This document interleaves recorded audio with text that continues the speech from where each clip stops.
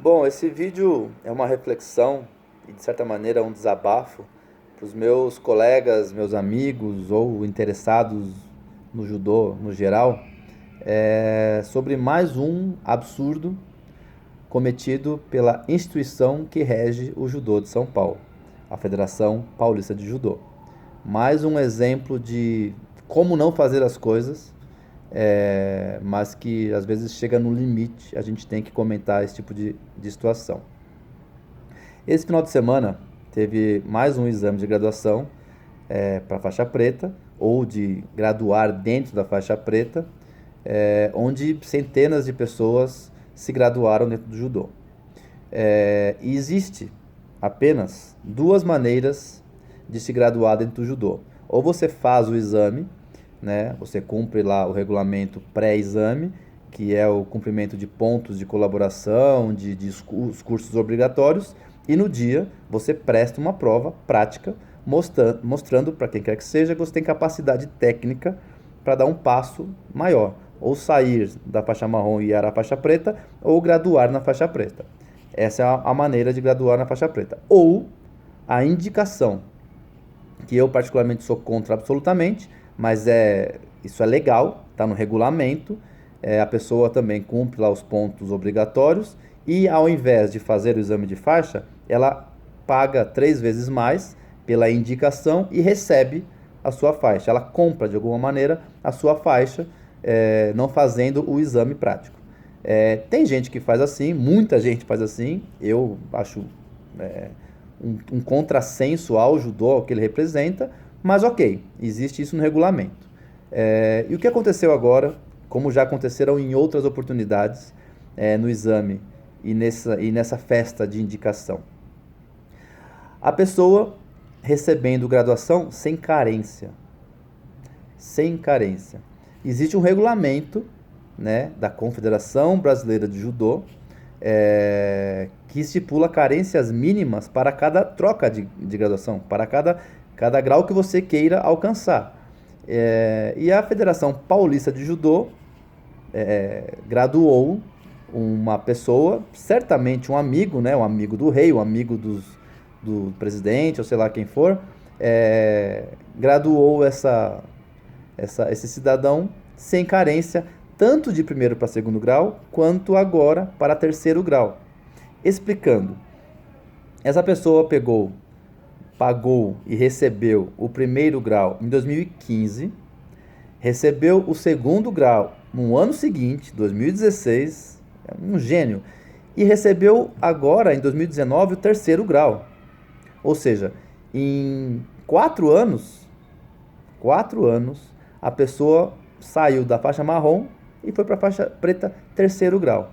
Sendo que no regulamento da CBJ e da própria FPJ, a carência mínima do primeiro para o segundo grau são 4 anos, ou seja, teria que ser agora, e para pegar o terceiro grau, mais 5 anos, ou seja, do primeiro grau para o terceiro são 9 anos. Essa pessoa, se recebeu em 2015 o primeiro grau, deveria apenas em 2024 ter a possibilidade de ser um terceiro grau.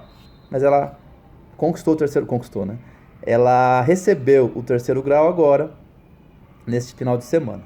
E o que eu quero dizer com isso? A Federação Paulista de Judô, ela consegue manchar absolutamente o máximo que o judô tem da parte positiva, que é disciplina, respeito, fazer a coisa certa, cumprir regulamentos. A própria federação, que nos discursos de abertura de eventos, o seu presidente, o seu vice-presidente, falam tanto da parte positiva do judô, de como ele pode ser útil à sociedade, como ele é exemplar. Ela mesma, federação, ela, ela não cumpre o próprio regulamento e beneficia uma pessoa, dando a ela essa condição de ser hoje um terceiro grau sem a menor condição técnica e a menor cumprimento de carência. E o que significa isso? Quantas e quantas pessoas dentro da modalidade que tem trabalham para o judô, desenvolvem o judô, são representativos para muita gente aqui dentro ou fora do país, que estão lá esperando a sua carência, esperando o regulamento lhe permitir a possibilidade de galgar mais um grau. Quantas e quantas pessoas que mereceriam, estão esperando, né, o seu momento regulamentar de dar um passo a mais dentro do judô, na graduação do judô. Mas a federação escolhe os seus amigos e os promove, descumprindo o regulamento e aí prejudicando diretamente as pessoas que cumprem regulamentos, que cumprem regras, que obedecem a maneira legal de se graduar, seja na faixa, né, ou seja na arbitragem, ou seja lá o que for, né? Existe um regulamento para tudo, mas para algumas pessoas ele não é cumprido. E o que é pior de tudo isso? Eu recebi, ontem e anteontem, várias e várias mensagens com fotos dessa situação. E o que é gritante dessa questão? As pessoas têm medo de se posicionar, têm medo de escrever o que pensam. Muita gente descontente com essa atitude horrorosa, para não dizer outra coisa, da direção da federação, ela se omite de fazer.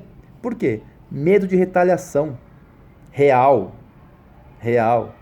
Mas eu não posso não falar.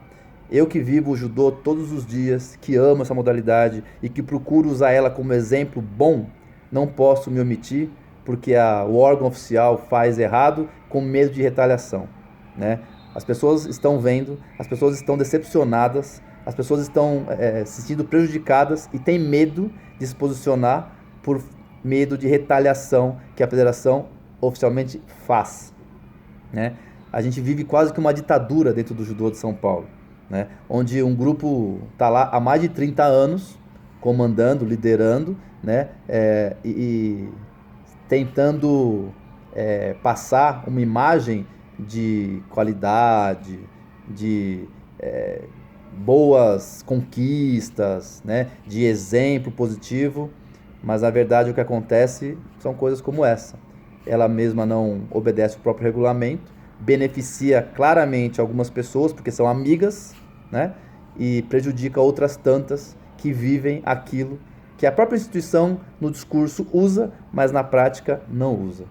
Então está aqui o repúdio a essa atitude, de novo, do órgão oficial de São Paulo, do judô, e o meu desabafo, né? Porque as pessoas precisam se posicionar, precisam falar, não dá mais para a imagem comprar tudo, sendo que a prática é muito diferente daquilo que se fala dentro do órgão oficial do judô do estado de São Paulo.